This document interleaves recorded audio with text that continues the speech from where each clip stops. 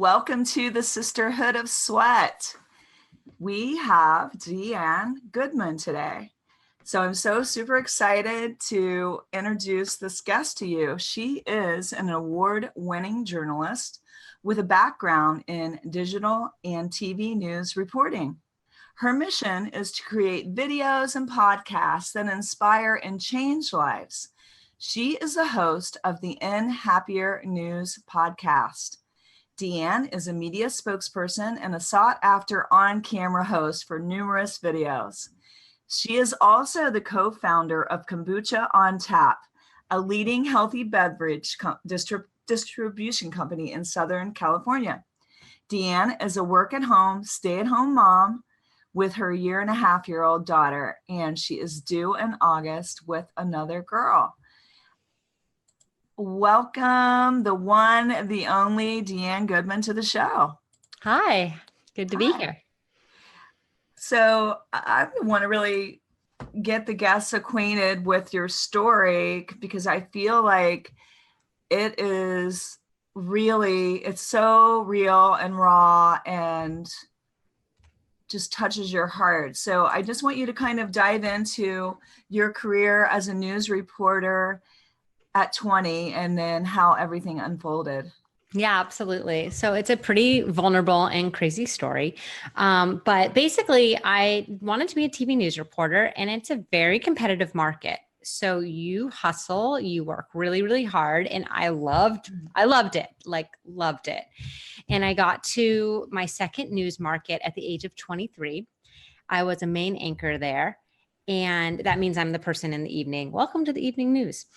And I got to this new town and I knew no one. And when I showed up, the girls at this particular news station were just catty mean girls, basically. So they didn't make me like coming to my job. I had like gone through a really bad breakup earlier that summer with my college sweetheart. I was just kind of in this bad space of just feeling really lonely in this town. And I would throw myself into work, but you know, it's hard when you go into work and you don't feel like it's this loving environment. So I ended up going on this week-long vacation. And while I was gone, I got an email to my work email.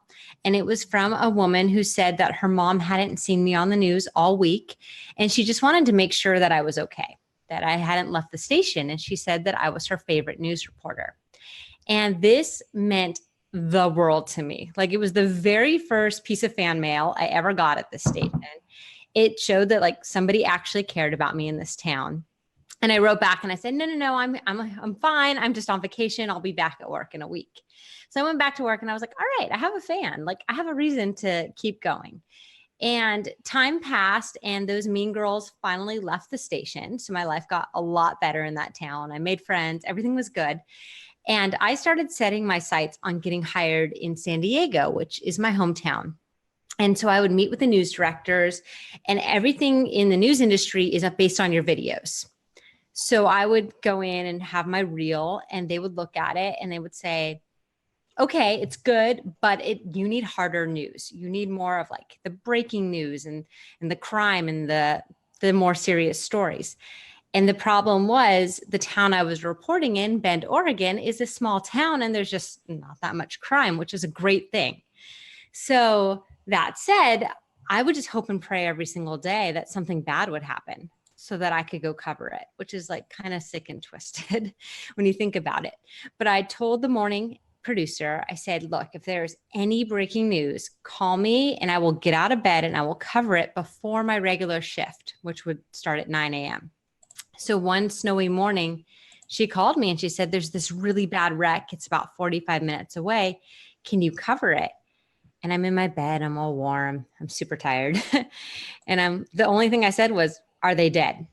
And she said, I don't know. They won't tell me over the phone. So I hang up with her. I call police dispatch and I'm like, it's Deanne with KTVZ.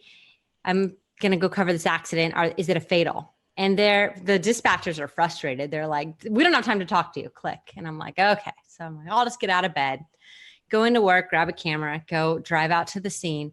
And when I get there, the ambulance is pulling away. I get some shots. I do the story. And later that day, a friend of mine who's a cop I had lunch with him. And he told me that the woman in this wreck ended up dying. And my reaction was, sweet, it's a fatal. I was excited. So I go back to the station and I tell everyone, you guys, that story I covered, the woman died. It's a fatal. And I am congratulated. It is like high five, way to go. Top story. You way to hustle, Deanne. And it feels great. I'm like, all right, cool. I'm glad I got out of bed for that this morning. Time passes. I don't think much of it. I ended up doing a story near where that fatal crash was. And I got out to the scene of that story and I forgot a tape for my camera, which meant I had to drive 45 minutes back to the station, back out. And I'm driving along this highway and I'm just seeing all these roadside memorials. And I realized I have covered so many of these tragic accidents. And why is this highway so dangerous? They should do something about it. So I decide I'm going to do a story on this highway. And I go back to the station and I'm pulling scripts of all these fatal accidents. And I'm just cold calling people and asking if anyone's related to the deceased. And it's a super awkward call to make. And everyone's hanging up on me. So finally, this older man answers and he said, I don't want to talk to you, but I'll put my daughter on. So he hands the phone to his daughter. And I just say, hi, this is Deanne with KTVZ. By any chance, was your mom involved in this car accident? And she just stops me. Oh my gosh. And she's like, Deanne from KTVZ, my mom was your biggest fan. Oh my gosh. And I look at the script and I look at the name and it says Alethea Jackson. And I remember that very first email was signed The Jacksons. And I just remember it all just hit me right then and there. I was like, this was the day that I didn't want to get out of bed unless someone was dead. So I was there as my biggest fan was dying and taken away in an ambulance. And it was me who said, sweet, it's a fatal about my biggest fan being dead. And I just realized, like, what in the world? Like, what? That's not who I want to be. So I ended up doing the story with the daughter. We went out, we did a whole story about how dangerous this highway was. I never told the daughter that I had these instances that had happened before. I think it was still really overwhelming kind of for me. And I just thought for years, I was like, these are just coincidences. Why did this woman come into my life 3 times? What a weird coincidence. And then I realized it's no coincidence. I believe everything happens for a reason. I think it was God, the universe, giving me a wake-up call, but also allowing me to carry on Alethea, that's her name, Alethea Jackson, carry on her legacy. And she was, I don't know if I ever met her in real life. I have no idea, but she was a good person. And I know that because she took the time to email a reporter to say, hey, are you okay? I miss seeing you on the news. Because she cared. She didn't even know me. She just wanted to say, I support you, I care about you, and you're my favorite. And that was so life-changing for me. So I made it my mission to stop covering all that negativity, all those homicides, all those fatals that I was obsessed with. Nope, done. And now I only focus on positive stories.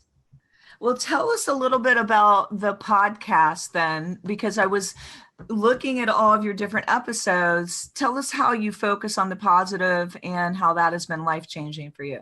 Yeah. So I just launched that in October. So it's definitely a different medium for me since I came from a background of video, but I love it. I mean, one thing about the podcasting is you don't have to ask permission to do it. You get to just do it. And I said, I want to do positive stories. That's my mission. I want to spread positivity into the world.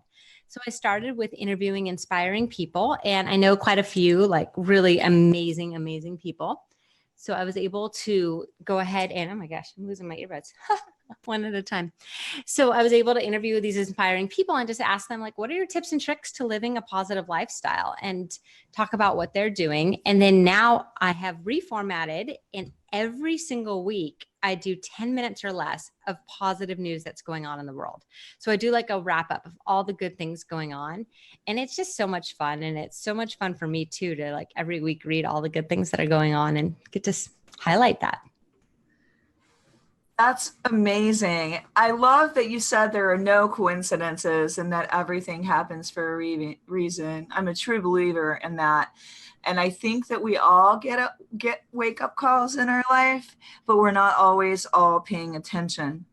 And so it's really awesome that you got the message that was being delivered to you. And unfortunately, in a very tragic way, but it was life changing, wouldn't you say?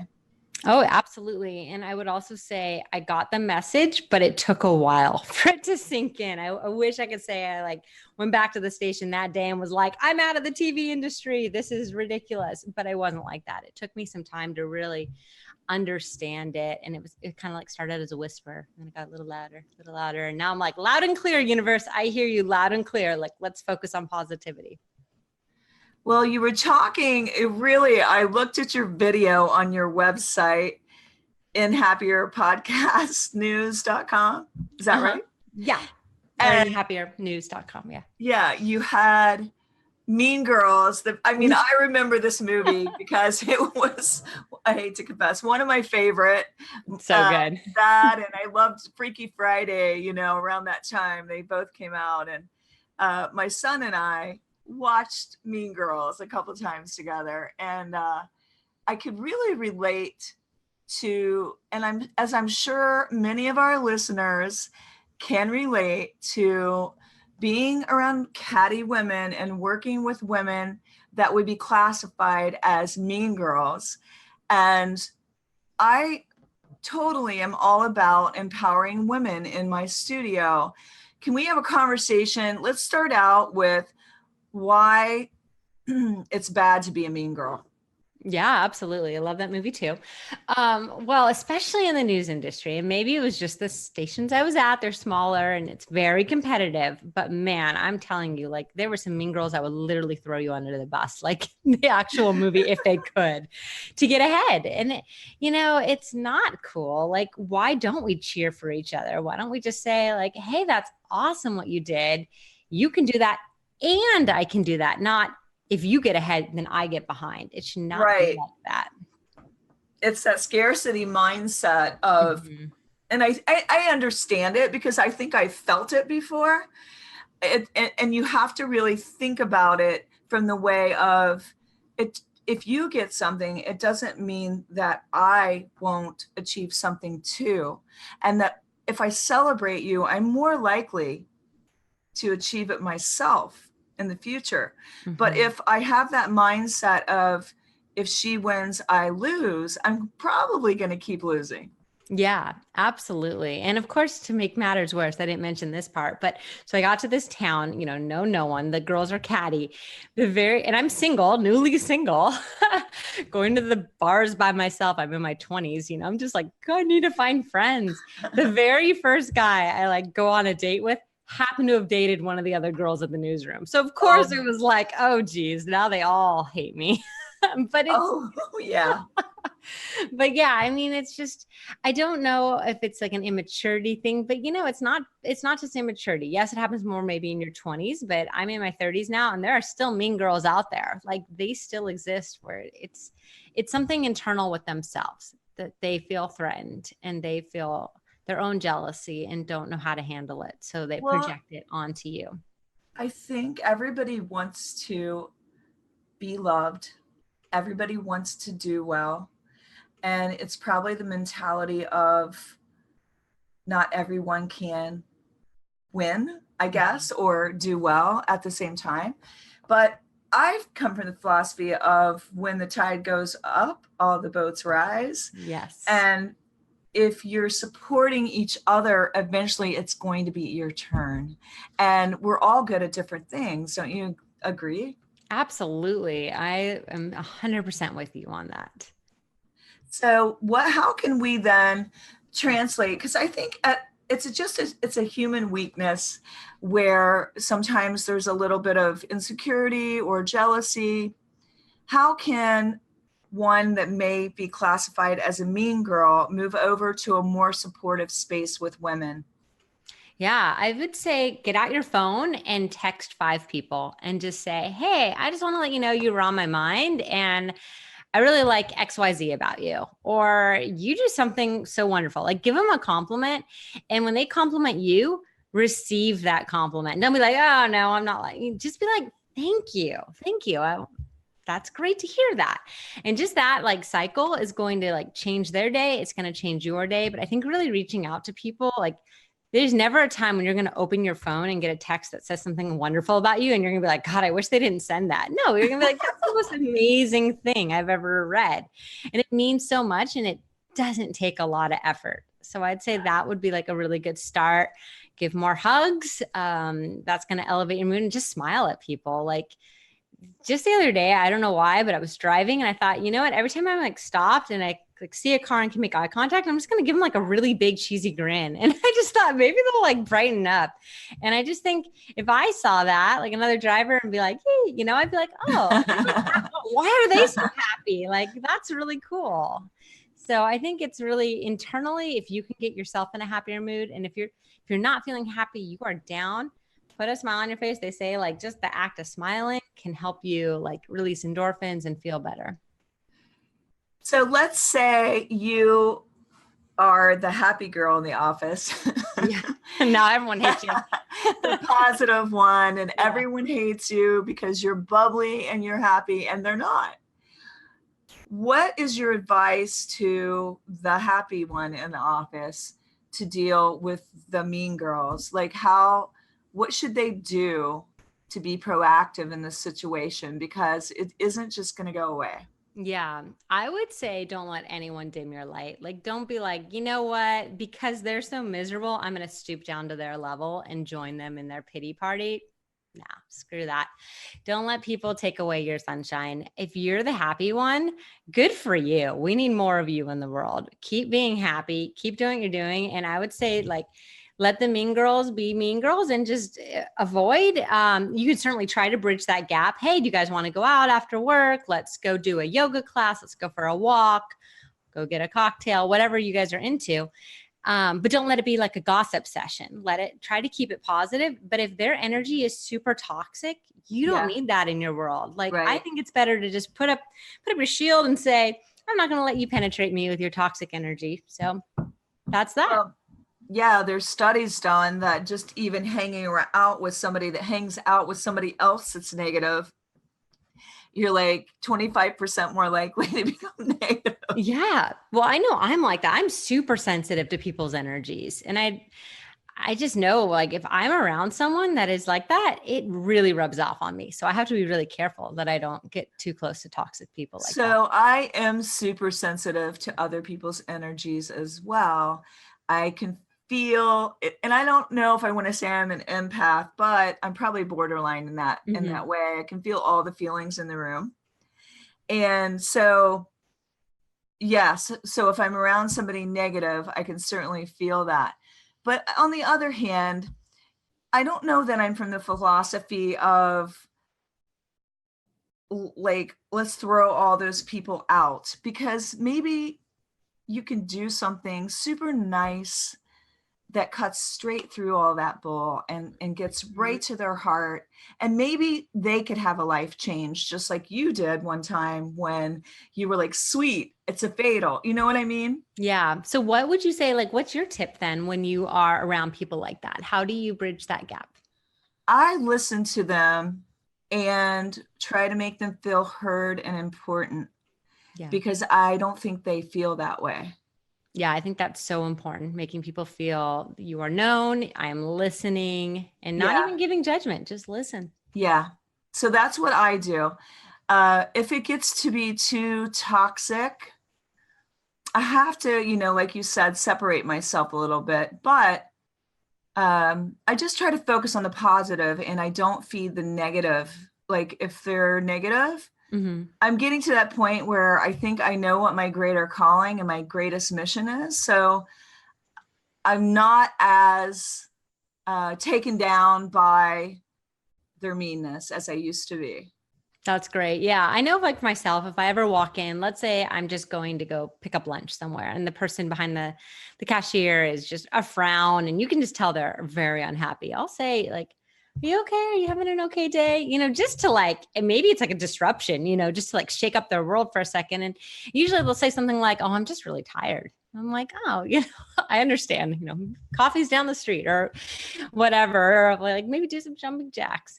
But that's something too. Like my perception is, oh, they're just like a mean person. Well, Well, yeah, no, they're it's just easy. tired. Yeah. Easy It's to like, make a judgment call, right? Like it's yeah, easy to make a judgment call. So I guess what I would say is look a little bit deeper yeah. and see if you can't extend that olive branch. Maybe like you said, they had a horrible day like mine was today. Yeah, like you never know. And just like you said, is to listen to people and let them know you're there. Like you don't know what's going on in the world. Maybe they're having like some really, really tough times and they just need someone to say, hey, are you okay? And I'm here to listen. And that really, you could be changing their life.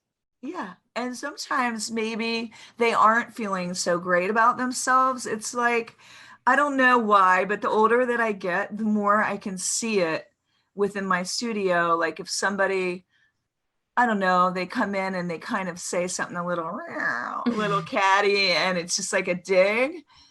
Sometimes I can see, oh, wait, no, they don't feel good about themselves. It's That's why always they're something that's internal. why they're hating on me. It Yep, really isn't me they're hating upon. And exactly. I think that if you can kind of look at the situation a little bit deeper, that it'll be freeing for you. I'm not saying that it's still going to be pleasant to be around people that are grumpy, but you don't have to let it affect your energy. I think if you can just recognize it, because sometimes people will come in and one person will be all smiling at me all morning. The other person's just like somebody pissed in their cornflakes. True. Yeah. So I think if you learn like the four agreements, are you familiar with that book? I think I've heard of it, but you'd have to refresh me on it. It's a really good book. And one of the things that is like a life lesson in there, so you have to continually work on it, is not to take anything personally. Hmm. Yeah, that's good. My husband's so good at that. He is like we'll both go somewhere and someone will be, like I said, I'm kind of like you. I feel people's energy. I would say maybe I'm borderline empath too. And I'll be like, wow, what a, maybe not a good word to use on our show. And he'll be like, really? I didn't even notice. And I'm like, you were right there. Like he just doesn't even notice. And it's I think a gift that he was given in this world. It's not that he's just aloof to it. He just truly doesn't feel that energy and he doesn't see like the same thing. I think he just doesn't take it He's personally. seeing it more like we got to attach the cable and this is how you attach it. Yeah. I mean, like, Yeah. he's like, Yeah. my son is so above any like drama. Like he avoids it like the plague and doesn't get sucked into it. So I think too, watching him, the lesson is not to take the bait. Yeah, exactly. Exactly. There's a reason guys have less drama in their lives. I mean, really, right? Because they just don't engage into it and they run from it if possible. Yeah. They're like, no, not doing that. So, what would you say is the worst mean good girl story you could tell me? Oh gosh, I've probably blocked them all out of my memory. Oh gosh, this is like so silly. And I don't even know, maybe it wasn't a girl, but like, this is like MySpace days. So pre-Facebook, but when I was on the news, there was like a website that was like called Snarky something, and it would just be people logging on and writing mean things about the news people. And so people would be like, I don't like her jacket, I don't like blah blah. And I remember just being like, I would read them, and I shouldn't be reading them, but I would, and just crying because I was like, oh, why are people so mean? It's like, it was just like. And I remember I called my dad and he was like, well, it's better to be looked over than overlooked. And I was like, well, I guess so. If you're like Britney Spears and making millions of dollars, but I'm making like minimum wage at a TV station, like I don't deserve these mean comments. So I just remember like it hurt me so much. And I got some thick skin pretty fast and realized, you know what, if that's in their adult life, if that is what they are concerned about, is taking the time to write how they don't like how somebody looks on camera, like they need some hobbies. They need to go, get a life, basically.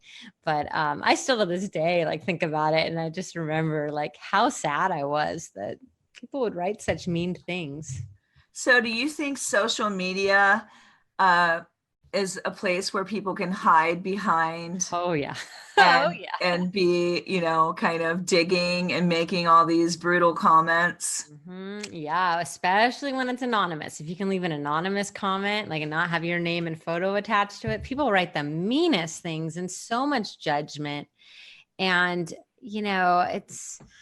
I think it's very easy to criticize people from the comfort of your own home. And even in emails, when you write an email, you might be really harsh, but if you ever just like pick up the phone and call someone and say, like, so we own a company. So we deal with customers all the time.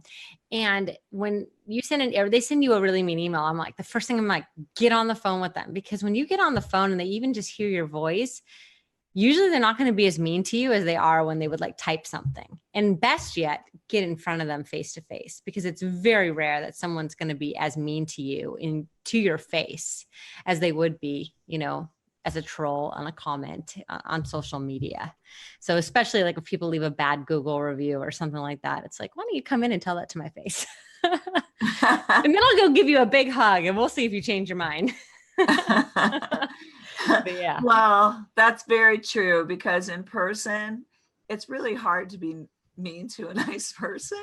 Right. I really think if somebody's being nice to you and they're not picking up your bait and your hate, that it's hard to be mean in person. I think it's much easier when you're hiding behind social media to be dishing out criticism. And I don't think you should dim your light just because you have people hating upon you, because you're actually, the reason why you're getting comments and hate is because you're actually doing something. You're doing something. If you weren't doing anything, nobody would be talking about you. Exactly. Which is that better to be looked over than overlooked, because you are changing the world. You're going to have people that are going to be your critics. And so wouldn't you say that we have to expect some haters as we're growing and we're actually doing life-changing things? absolutely, they're going to be there. They're going to come out of the woodworks. And if you can somehow delete their comment, hey, I say go for it. Delete it right off your page. Peace out. But Yeah, because I was reading Rachel Hollis recently, and love her. I love her books and I listen to her podcast. I love the one with her husband. Yeah, Rise Together, and the other one too. And I went on to read the reviews one day and I was like appalled. The first 10 reviews were the most nasty hate mail I have ever read.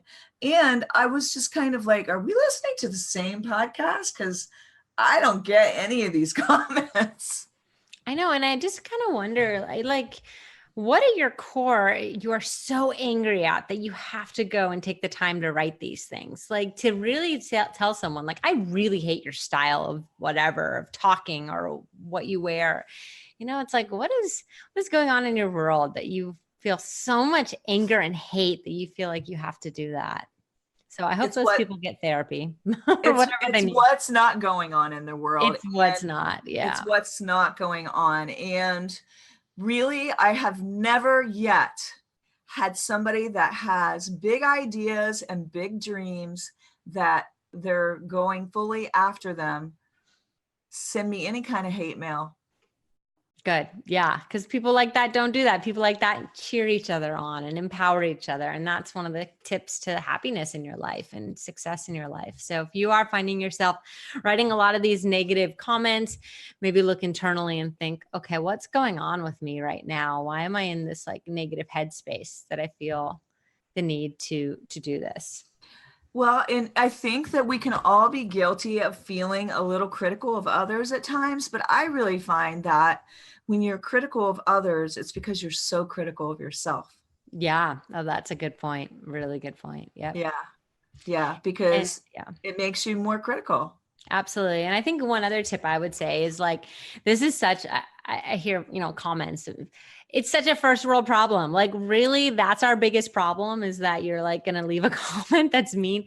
So if that's what's going on in your world, go volunteer, go to a homeless shelter and serve a meal. And I guarantee your whole like vision of what's bothering you is going to change, because you realize what I think is such an issue is not an issue. And I do remind myself sometimes. Sometimes I need to remind myself that this is not a third world problem. Yes, This is exactly. not that much of a problem. I'm Mhm. making it bigger than it is in my mind. And once I calm down, I'm going to realize how silly it was. Exactly. Exactly. Do you have running water? Yes, you're good. So, how can we empower ourselves as well as other women in the workplace? Be more supportive and be more respectable, like, to each other. Yeah, absolutely. I mean, I think every day you show up with a positive attitude, you're going to influence others around you in a workspace. It's such a, everyone's energy really does feed off each other. And if somebody's having a down day, that first of all, it is okay. We all have bad days. Like, let's not be like, oh, I'm perfectly happy all the time. No, We we all all have bad do. days and it's okay. And if somebody's having a bad day, maybe just be like, hey, can I go pick up lunch for you? It seems like I would like to take you out today. Or just some like little thing you can do to like lighten their mood a little bit. Or just like, hey, I heard this funny joke. You want to hear it? Just try to like lighten the mood and empower each other. And if they are just like having a horrible day, hey, let me know if you just want someone to talk to. Like, I'm here to listen. And then just be there to listen.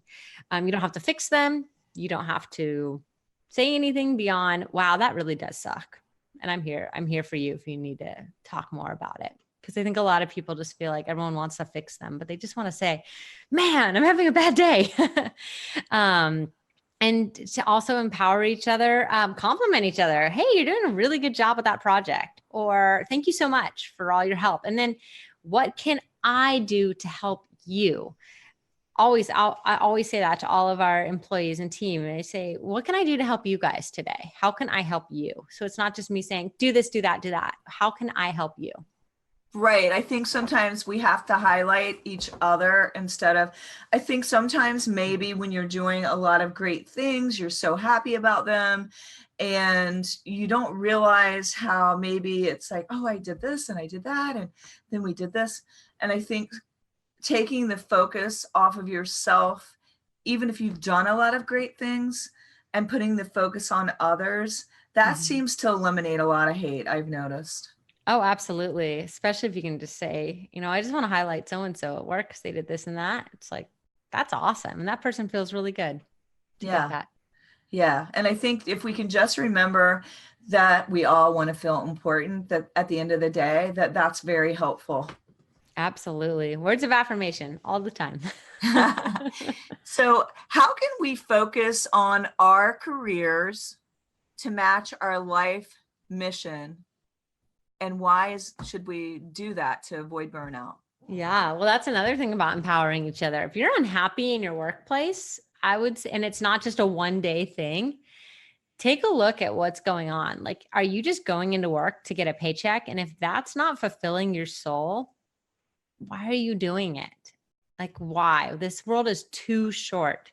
You could be taken out in a fatal accident. You do not know what's going to happen to you tomorrow. So I think it's really important to align your passion with what you do. So when I came to that realization that a newsroom was a really toxic place for me, it took understanding like, okay, well, what would make me happy? And I was always the type that wanted to like do stories on puppies and cupcake shops opening. And I was like, why am I being sent out always to the homicide?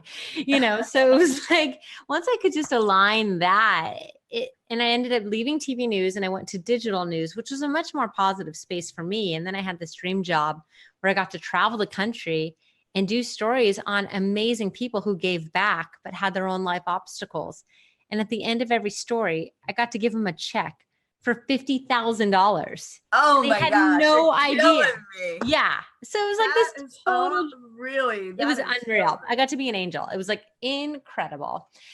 And I really think I manifested that because I like aligned my purpose with my passion. And, you know, it, I remember this was with 5 Hour Energy, those little energy shots, and they wanted to do a give back mission. And it was the most incredible thing. And I got offered to go interview. They were in Detroit, and I had a full-time job at the time that I loved. And I remember getting on the plane and being like, I'm not going to take this job, but I'll just kind of see what it's about. And when they told me what we would be doing, I thought we'd be giving $5,000 away, 5 Hour Energy, 5 grand.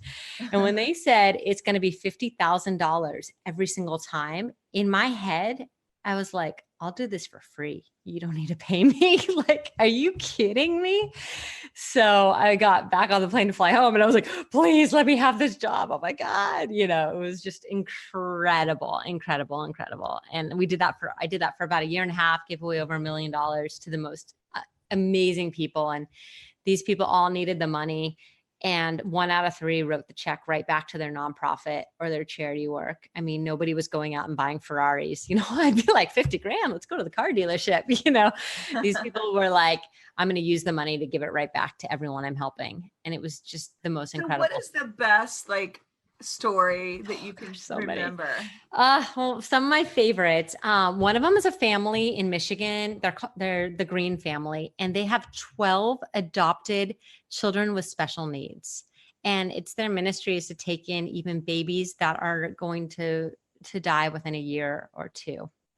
And to me, that was like the most amazing thing I'd ever seen. They had kids with Down syndrome to autism, and they didn't just foster them, they adopted them. So there was one baby he was 7 months old, Josiah, and he was going to die, probably when he hit about a year, and he ended up passing away about a year. And I just thought, wow, I don't know if I could take a puppy. If you had told me this puppy's going to die at a year, I'd be like, oh, can I pick a different one?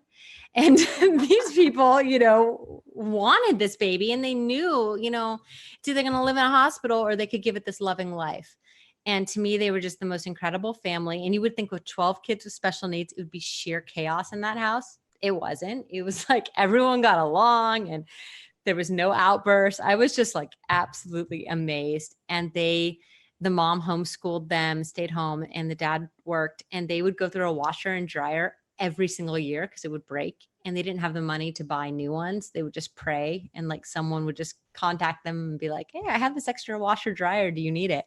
So to be able to give them 50 grand, I just felt was incredible to be able to give them a little peace of mind, and then also allow them to adopt more children, which is what they were going to use the money for.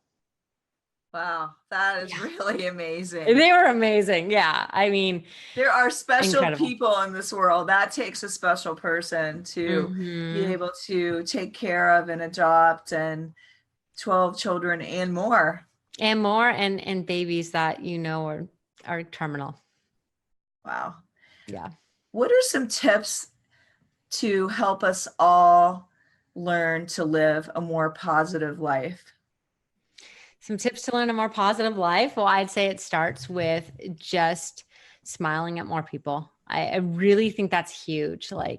When you smile at someone, it's the number one tip. So from my podcast, I always ask people what's your number one tip? And everyone always says smile at people, because most people are going to return it right back to you. And even if they don't, they're going to take it and just it just elevates them a little more hop in their step. And maybe that smile is what they needed that day, because they were going to do something maybe serious to themselves. So that's the first one. And then the second one is just gratitude. Gratitude is so big. So almost everyone I talk to either has a gratitude journal, or every day they wake up and say 3 things that they're grateful for, and 3 things before bed that they're grateful for.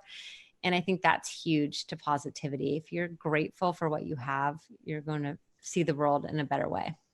What are you most grateful for? Oh my gosh, everything. I'm really grateful to be a mom right now. That's right now I've been a mom for the last almost 18 months. My daughter's turning 18 months, and it's been so fulfilling, and some of the hardest days of my life too, but it's really fulfilling. And then I have another baby on the way, and I'm just really thankful that exists. I have a great husband, a roof over my head. I'm grateful to be alive and be in good health. So that's good. And then the other secret is just giving. I think give as much as you can give in this world, and it all comes back to you one way, shape, or form.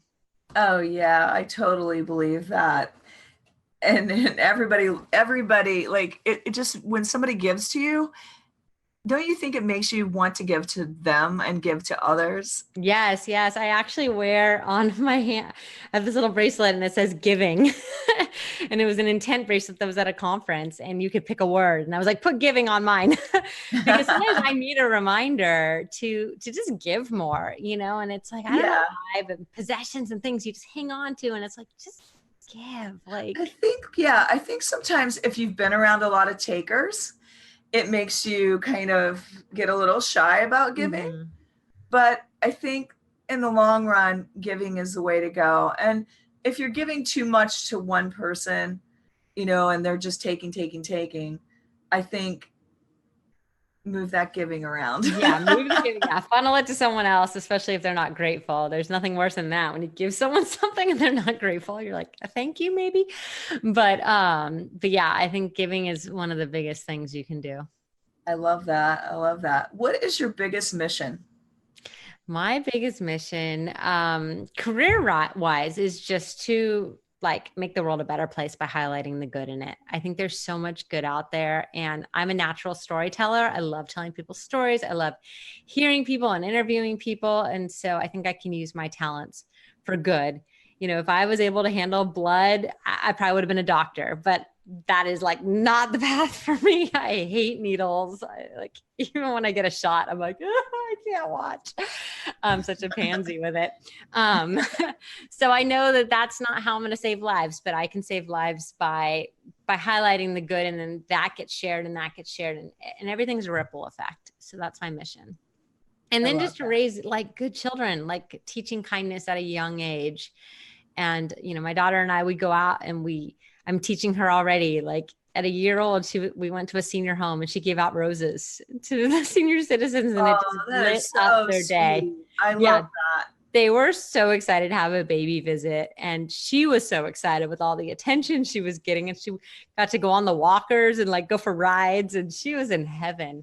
So I'm just trying to instill at a very young age that we go out and we give and we do good things. That is super cool. Now, when you walk us through, because I'm really curious, Okay.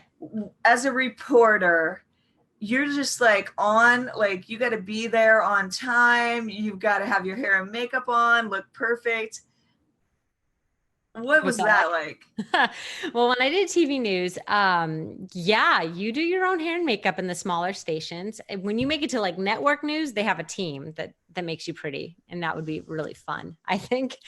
But no, you do your own. So when you're having your bad hair days, you're still going on camera. And yeah, you get there at a certain time. So our day was usually get into work. We'd have a morning meeting. We'd pitch stories. We'd go over the different stories that were going on. We'd call the police to get, anything happened with crime overnight. Crime was always like, if you could get crime, that was gold. Like that was what they wanted. And I worked the evening shifts, which is a lot more focused on the negative. I think if I worked the morning shift, I don't know, maybe I'd still be in news. Although I would say that schedule's even harder because they get there at like 3 a.m. But it's a little more lighter news. So yeah, it was just come in, you do your story, you get in the field, you go report, you come back, you may have been covering fires for all you know, and then you try to get yourself looking pretty and get on camera and say your What was your craziest on-air moment? oh God, I have so many. I don't know. Give me Um, a couple. I'll give you one that's like it's like not always the best thing to share, but my very first job in TV news was in Greenville, Mississippi, which is like the Bible Belt, and I was like right out of college, so like 22 years old, and I was live in the newsroom, which is basically like they just kind of cue you and you say your thing, and I didn't know I was on because I wasn't getting the cue. And this new girl that had just started was asking me a bunch of questions and I was like answering her. So I was kind of looking like this off to the side. And then I looked over and I saw that I had been on camera and I didn't know for how long. And I just looked right in the camera and I went, oh, shit, curse word. And and then I went, oh my gosh, I'm so sorry. I said my thing. And then it went off. And then I just went, I just cursed on air. And this was like pre the Janet Jackson Super Bowl thingy. So it was like the FCC hadn't like quite cracked down as crazy, but I was so devastated. I thought, oh my gosh, they're going to fire me right now. I think I just got fired from my first job. So they did pull me into the boss's office and they said, well, you need to go on a week suspension, unpaid leave, and you can come back in a week. And I was so embarrassed and so devastated. So that was the most crazy thing that's ever happened to me on camera. And then for years, I didn't curse. Like, not a single word. I changed everything in my vocabulary. I would say like, oh, sugar, or like anything else besides curse words. And I eliminated it because I was like, I will be fired if I ever do that again. So that was pretty crazy. I mean, I literally cursed at 6 p.m. in the Bible Belt, like right into the camera. Well, I remember being like, we were up late one night. It was like, middle of the night kind of news. And I don't remember the station, but we're in the Cincinnati area, and there were two reporters and they were talking, and they got a little risque with one another and very flirtatious. Oh no. Did they know the camera was on? I don't know, but it was like, did they just say that on air? That's so funny. Yeah. So I was just it was like one of those moments that I'm sure if anybody was watching, they would have been in trouble. Like what? Well, I had one other time. I'll give you one other funny story. And a lot of these happened like before YouTube bloopers are like a big thing. And I'm so grateful because I think I would have been all over YouTube's bloopers. But so before when you anchor, you get your script ahead of time and you kind of like go through all your scripts and you change things, you put it in your own wording, you know what you're going to say. Well, so it was me and a co-anchor, and this co-anchors, I usually didn't read the co-anchor stories because, that's double the work to prep. Well, they cued me for the co-anchor story. So I'd never seen it. So it was in the teleprompter. Yeah. And I'm reading it, and it just happened to be a story about like Iran's nuclear sanctions. And it listed like every single person in the Iranian parliament, which is like every name I completely butchered. I bet, because that's I have to look things up to pronounce them sometimes. Yeah. So I had no idea what I was saying. I started laughing midway through it because I was doing such a horrible job. Meanwhile, this is a very serious topic. And people at home don't know why is this girl laughing about nuclear sanctions? So anyways, it finally like ended. And I remember I just it was on camera. I looked over at the co-anchor and I just started laughing so hard. And the co-anchor couldn't help but laugh too, because they knew what was going on. And then it cut to commercial break. And I think that station got a few phone calls of like, is she drunk on air? Like, why is she laughing? Like, oh gosh. I mean, I don't think everybody out there can be a reporter. No, you have to roll with things. And yeah, apparently you never know what you're going to be reading. Oh my gosh. Now, have you had any embarrassing guests? Did you ever interview people on the camera that were embarrassing? Oh, probably. I'm trying to think of anything that happened there. Oh gosh, I am sure I've interviewed my fair share of embarrassing. I mean, there were always people that would when you're live, there's always people I don't know, I would say idiots, but maybe there's a nicer word to use that always want to run up behind you and make silly things. And you're just like, okay, I'm about to or yell things. And you're like, I'm about to report on a really serious, sad topic. Don't stand in back of me making silly faces. But I remember doing Kangoo jumps, the bouncy shoes on air. And, right before we went on, I think she asked me if the floor surface was okay. And I'm like, yes. And they had some kind of a twister tie on the ground, and I fell completely before but you know what? Thank God the cameras were not on, because then nobody would want to do Kangoo jumps because they're completely safe.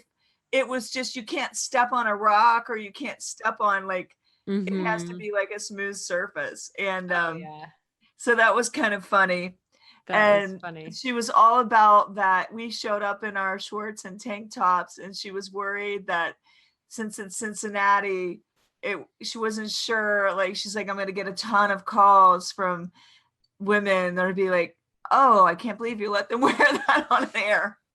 And probably nobody cared. No, I don't think so. Nobody. That is funny. No, I don't think I had any really bad guests at least that I can remember. Like I said, if I had anyone bad, I probably blocked them out of my memory and was just you know? Oh my gosh. Yeah. So you really transformed your whole entire life and your mission.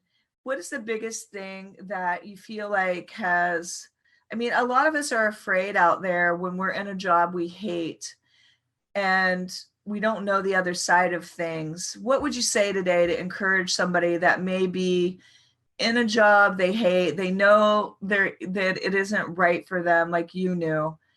What Mhm. would be your biggest thing to tell them today? I would tell them pay attention to that. If you're feeling stressed every day, like stress is going to manifest in your body in different ways, and you don't need that. Like you don't need to live like that. So if your job is not giving you a sense of purpose or mission, first look at your job. Maybe you can change your particular job to be more, in line with your mission, and also figure out what is your why.